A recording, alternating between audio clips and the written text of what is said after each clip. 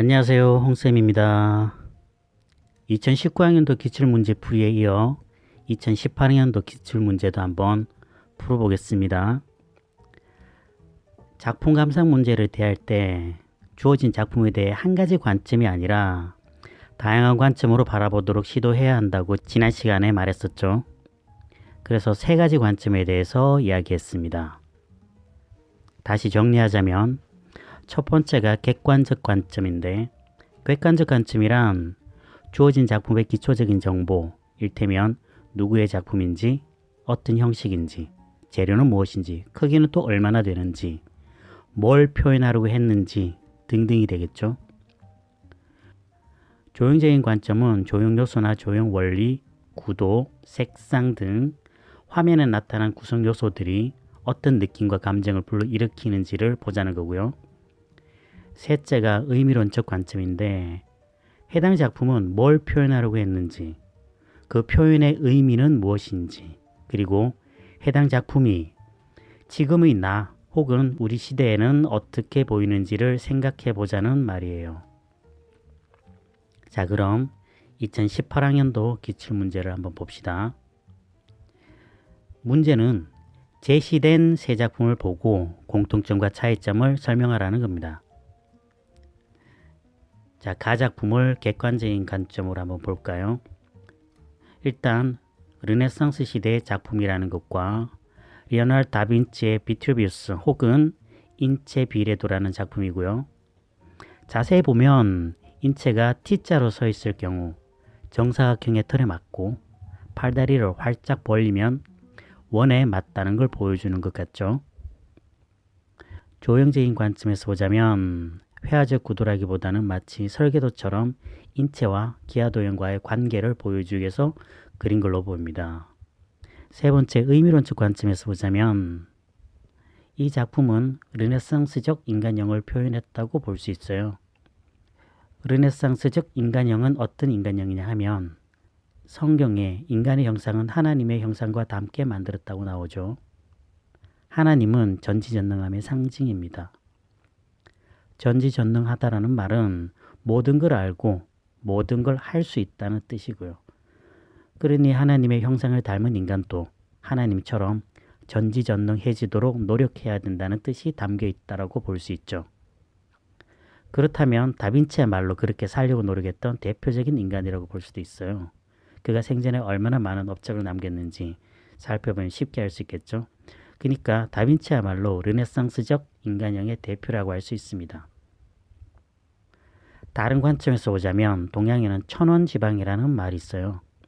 즉 하늘은 둥글고 땅은 모나다는 말인데, 그림에는 인간의 형상이 하늘을 상징하는 원과 땅을 상징하는 네모의 원리에 딱 맞다는 걸 보여주는 그림으로 보이죠.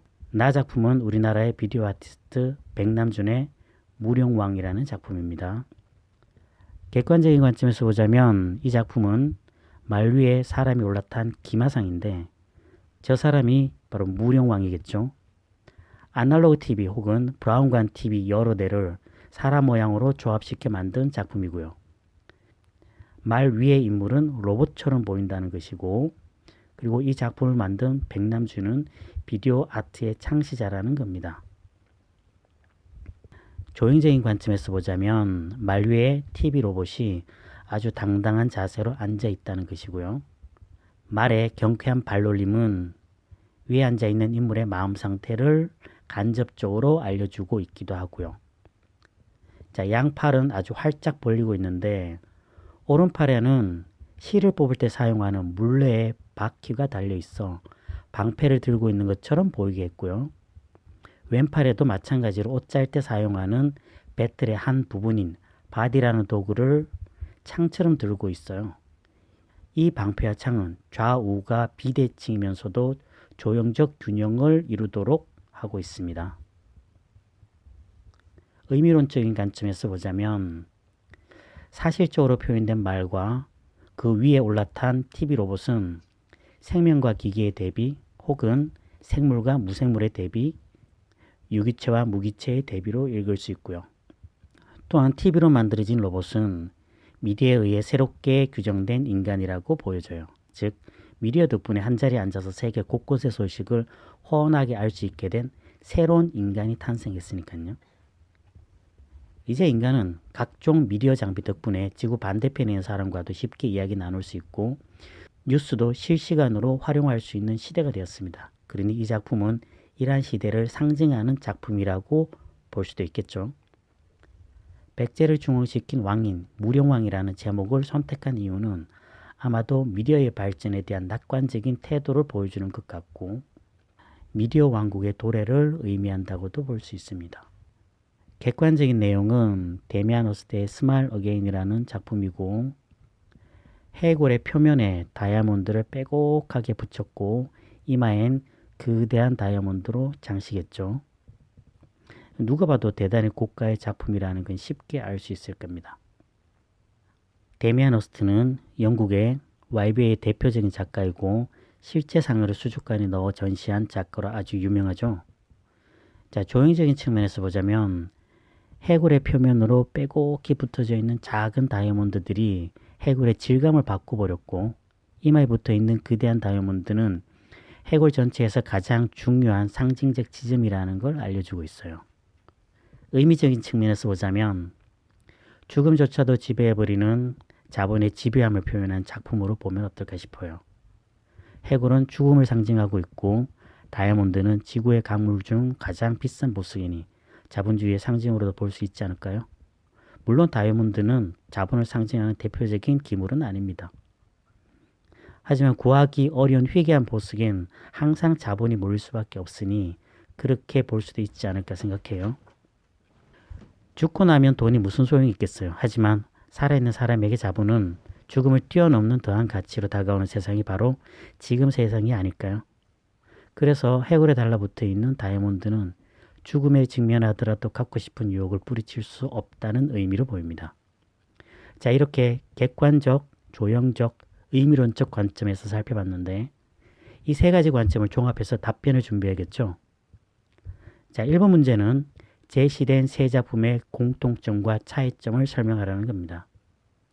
그리고 채점 기준은 이미지에 대한 해석 능력, 작품의 시각적 관찰력, 언어적 표현력, 논리적 사고력과 종합적 판단력이고요.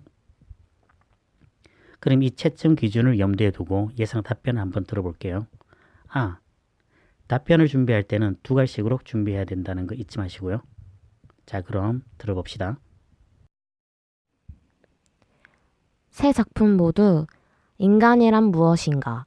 라는 질문에 답하는 작품 같아요. 역사적으로 각 시대나 문화적 환경이 요구하는 인간상이 있는 것처럼 각 작품들도 만들어진 시대의 인간상을 반영하는 걸로 보입니다. 그런 의미에서 본다면 다빈치의 인체 비례도는 인간과 신과의 관계를 설명하는 걸로 볼 수 있어요. 먼저 그림을 잘 보면 인체가 T자로 서 있을 때 인체는 사각형에 맞춰지고 팔다리를 활짝 벌리고 있을 때는 원에 딱 맞는 걸로 보여요. 원과 사각형은 기하학적인 도형입니다. 기하학은 우주의 질서와 원리를 표상하니까 하나님이나 신적인 세계를 표현하는 방법이 되기도 해요. 성경에는 하나님이 인간을 만들 때 자신의 현상을 본따서 만들었다는 이야기가 나와요. 인간이 하나님의 형상을 하고 있기 때문에 인간의 임무는 하나님처럼 전지전능하기 위해 노력해야 한다는 거지요. 르네상스가 바로 그런 인간상을 요구한 시대였습니다. 다빈치가 바로 르네상스형 인간의 전형이기도 하고요. 그가 평생 동안 한 일을 보면 충분히 그러고도 남는다고 생각해요. 또 다른 관점에서 보자면 동양에서 천원지방이라고 해서 하늘은 둥글고 땅은 네모나다는 말이 있어요.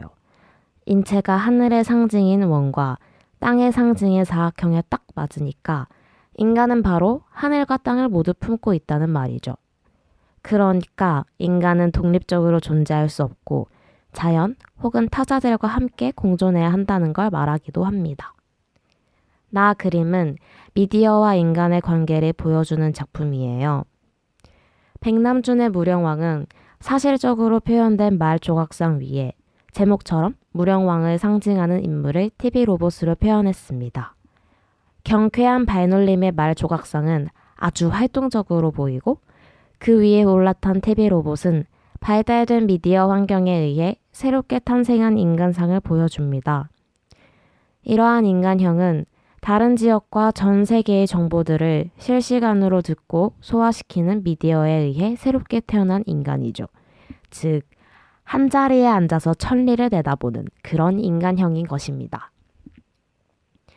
지금 이 작품을 다시 만든다면 날개 달린 말 위에 스마트폰으로 만들어진 인간이 타고 있는 모습으로 형상화시킬 수 있을 것 같아요.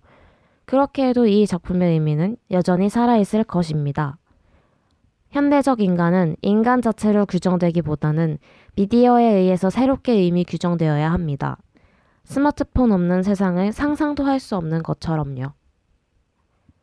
다 작품은 인간과 자본의 관계로 설명할 수 있어요. 데미안 허스트의 스마일 어게인은 자본주의적 인간의 극단을 보여주는 것 같습니다.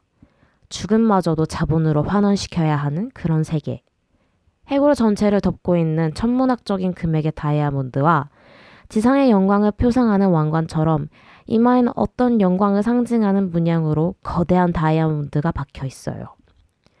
죽고 나면 돈은 아무 소용 없잖아요. 근데 살아있는 사람에게 자본은 죽음을 뛰어넘어 더한 가치로 다가오는 게 현재 모습입니다.